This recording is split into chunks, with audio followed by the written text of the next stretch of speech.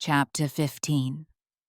Another week has passed, and I'm that much closer to health and to spring.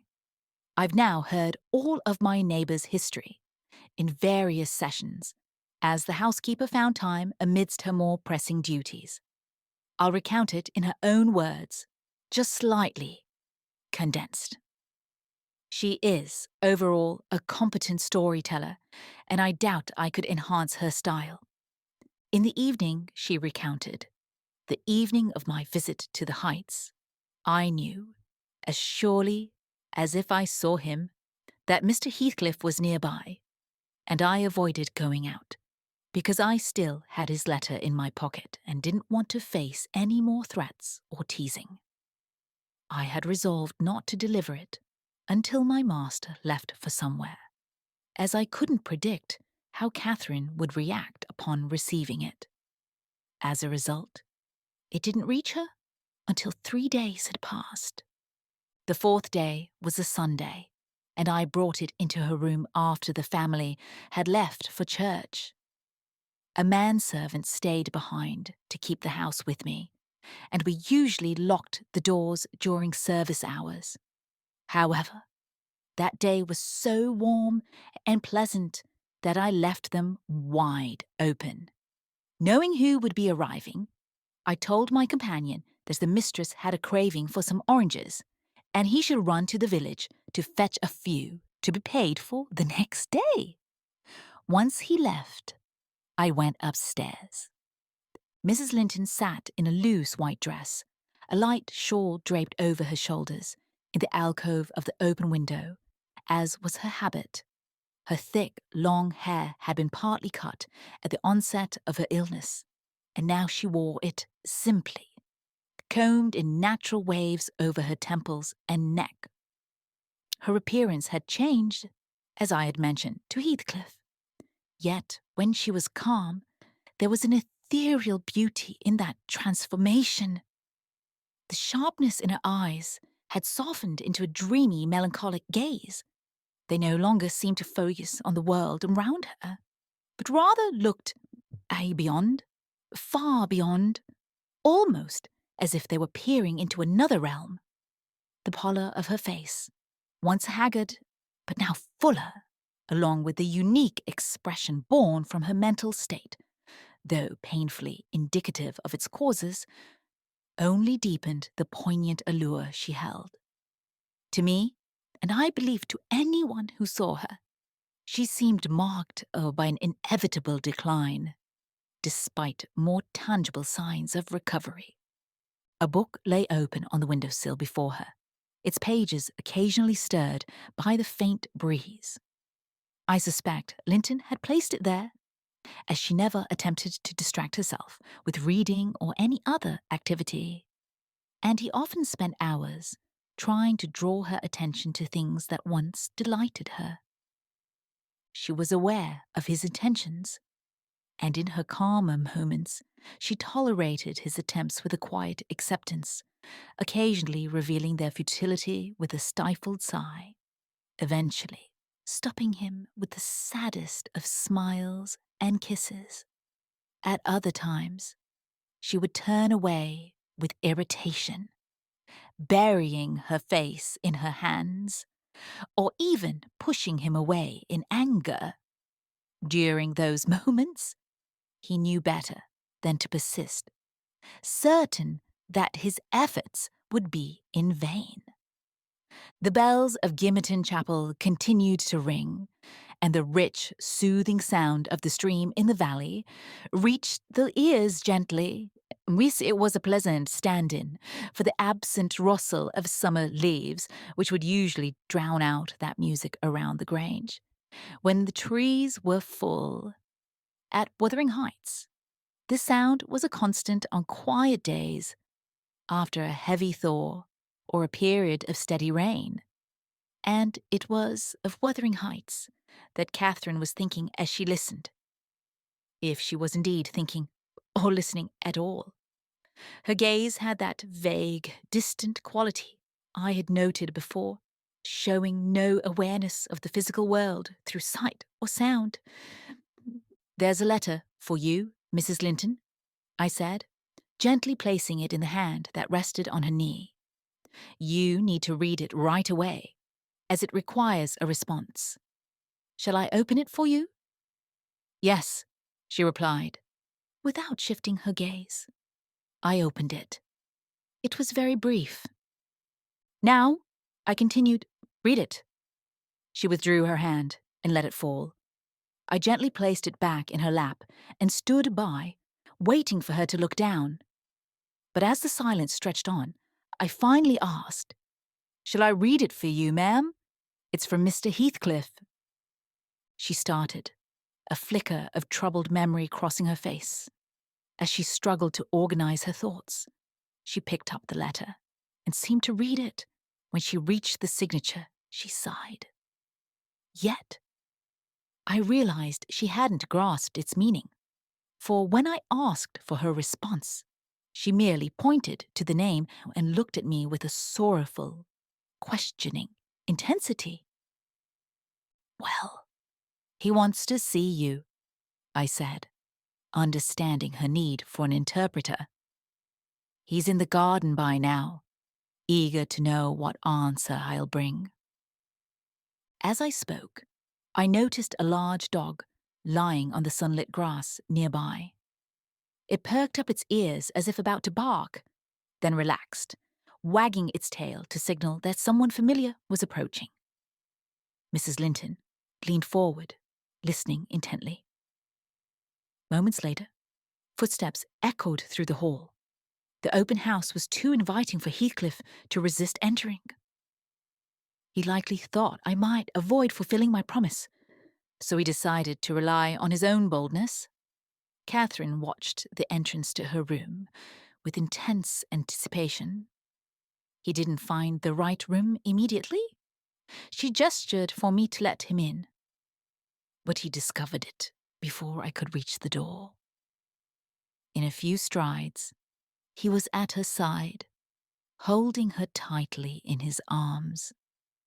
He neither spoke nor loosened his grip for about 5 minutes, during which he showered her with more kisses than he had ever given in his life before, I imagine. But then, my mistress had kissed him first, and it was clear he could barely stand to look at her face, overwhelmed by sheer agony. The same realization struck him, as it did me the moment he saw her. There was no hope of recovery. She was destined to die. "Oh, Cathy! Oh, my life! How can I endure this?" He finally spoke, his voice raw with undisguised despair. He gazed at us so intently that I thought the sheer force of his stare might bring tears to his eyes. Yet they burned with torment, refusing to soften. "What now?" Catherine said, leaning back and meeting his gaze with a suddenly darkened expression. Her mood was as changeable as the wind. "You and Edgar have broken my heart, Heathcliff. And now you both come to lament the act to me, as if you were the ones deserving pity. I shall not pity you, not I. You've killed me, and thrived on it, I think. How strong you are. How many years do you plan to live after I'm gone?" Heathcliff had knelt on one knee to embrace her, but as he tried to stand, she grabbed his hair and held him down. "I wish I could hold you," she continued, her voice sharp with bitterness. "Until we both died, I wouldn't care about your suffering. I don't care about your pain. Why shouldn't you suffer? I do. Will you forget me? Will you find happiness when I'm buried? Will you say, 20 years from now, that's Catherine Earnshaw's grave? I loved her once and was miserable when I lost her. But that's in the past. I've loved many others since then. My children mean more to me than she ever did. And when I die, I won't be glad to join her. I'll be sad to leave them. Will you say that, Heathcliff? Don't drive me insane like you are," he shouted, pulling his head free and grinding his teeth. To an onlooker, the two made a strange and terrifying sight. It was no wonder Catherine thought heaven would feel like exile, unless she shed her very nature along with her body. Her face was marked by a wild vengeance, her cheeks pale, lips bloodless, and eyes flashing. She still clutched a few strands of his hair in her closed fist. As for Heathcliff, while he lifted himself with one hand, he gripped her arm with the other. His gentleness fell so short of what she needed that when he let go, I saw 4 distinct bruises forming on her pale skin. "Are you possessed by some demon?" he continued, his voice raw with anger. "To speak to me like that, when you're on the brink of death? Do you realize those words will be etched into my memory, gnawing at me forever once you're gone? You know it's a lie to claim I've killed you, Catherine, and you know I could no more forget you than I could forget my own existence. Isn't it enough for your damnable selfishness that while you find peace, I'll be left to suffer in hellish agony?" "I won't be at peace," Catherine murmured, brought back to the frailty of her body by the violent, uneven pounding of her heart, which thudded visibly and audibly with the intensity of her emotions. She remained silent until the storm within her subsided, then spoke again, her tone gentler. "I'm not wishing you any greater torment than I endure, Heathcliff. I only wish for us never to be separated. And if any word of mine causes you pain later, know that I feel the same pain beneath the earth. And for my own sake, forgive me. Come here and kneel by me again. You've never harmed me in your life. No, if you hold on to anger, that will be harder to bear than my harsh words. Won't you come back to me? Please." Heathcliff moved to the back of her chair, leaning over, but not so far that she could see his face, which was contorted with emotion.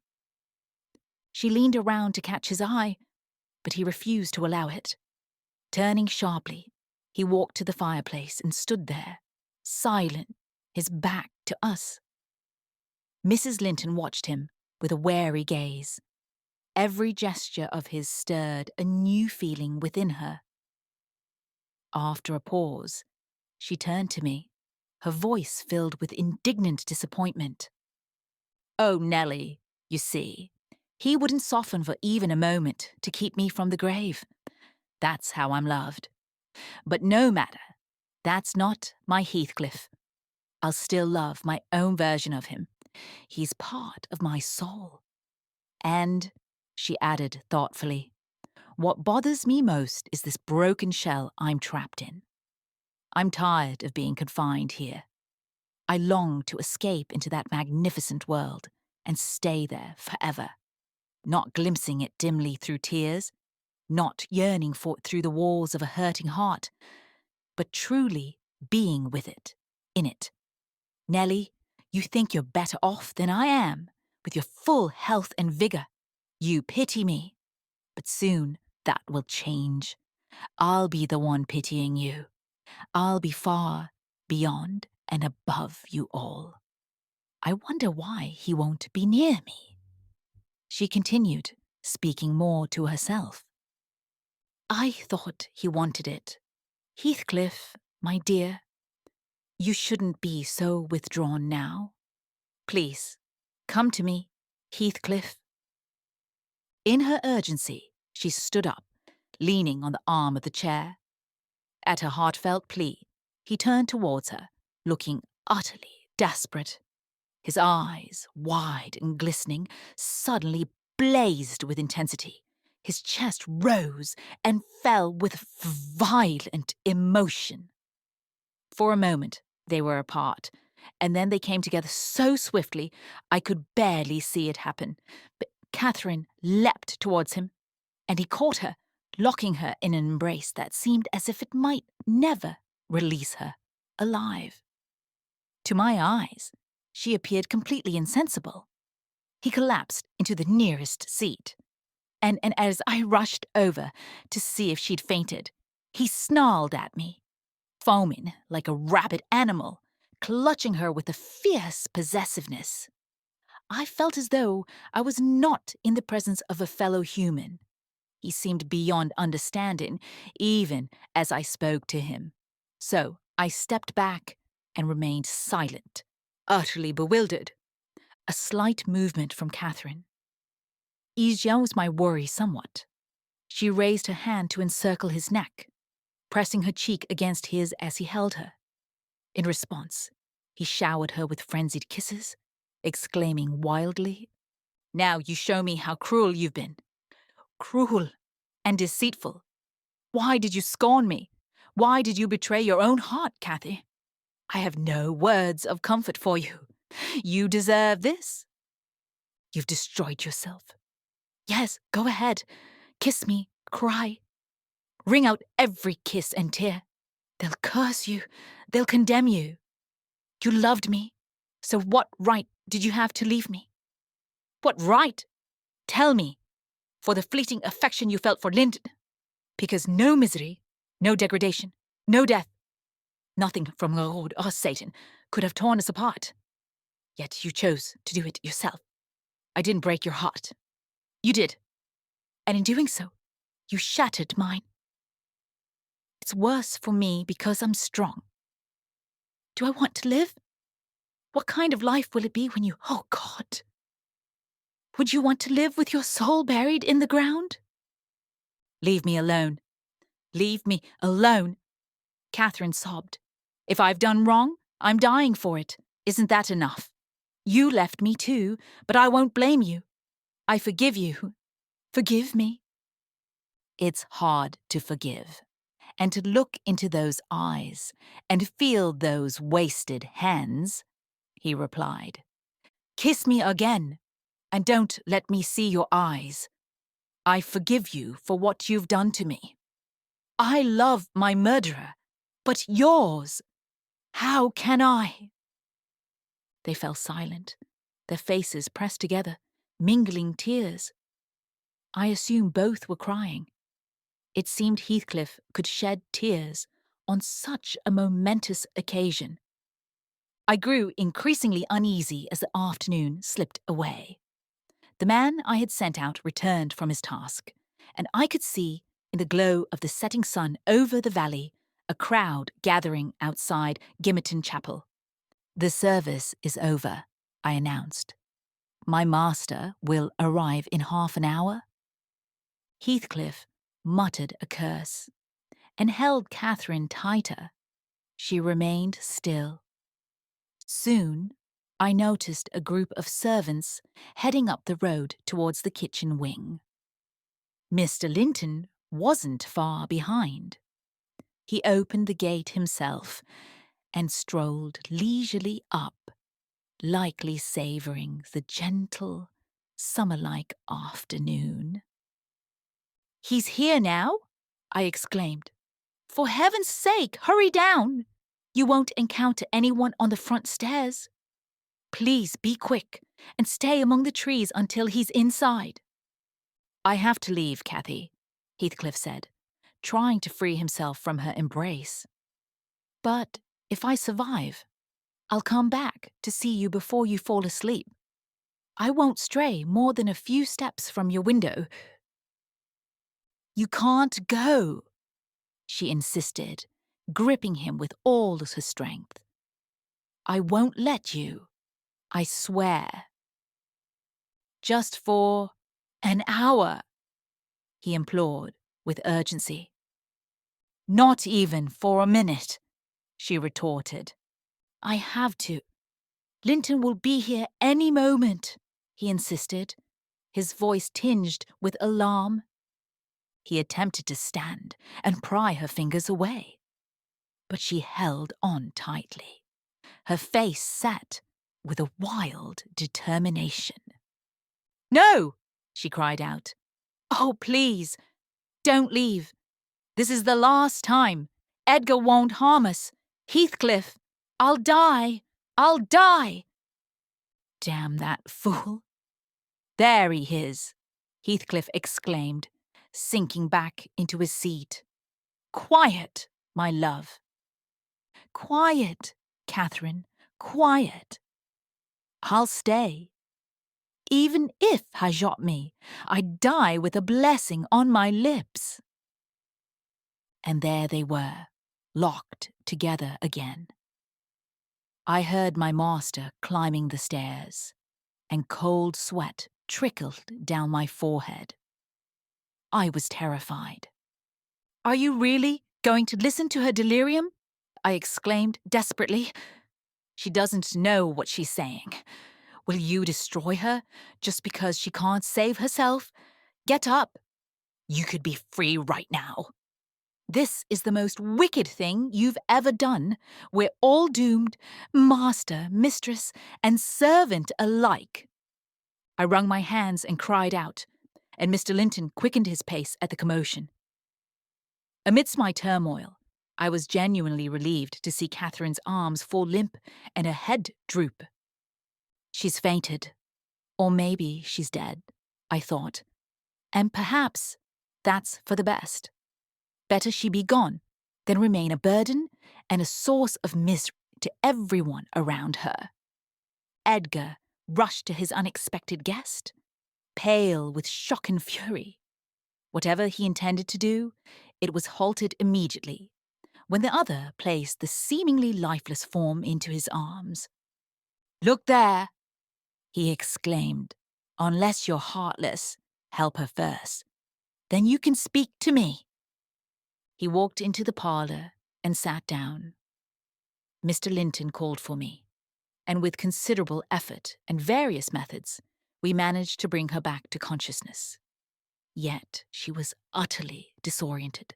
She sighed, moaned, and recognized no one. In his worry for her, Edgar forgot about her despised companion. I did not. At the first chance, I urged him to leave, assuring him that Catherine was improving and that I would inform him in the morning about her condition through the night. "I won't refuse to step outside," he replied, "but I'll remain in the garden. And, Nellie, remember your promise tomorrow. I'll be under those larch trees, remember, or I'll return whether Linton is here or not." He cast a swift glance through the partially open door of the room, and, confirming that my words seemed true, he relieved the house of his unfortunate presence.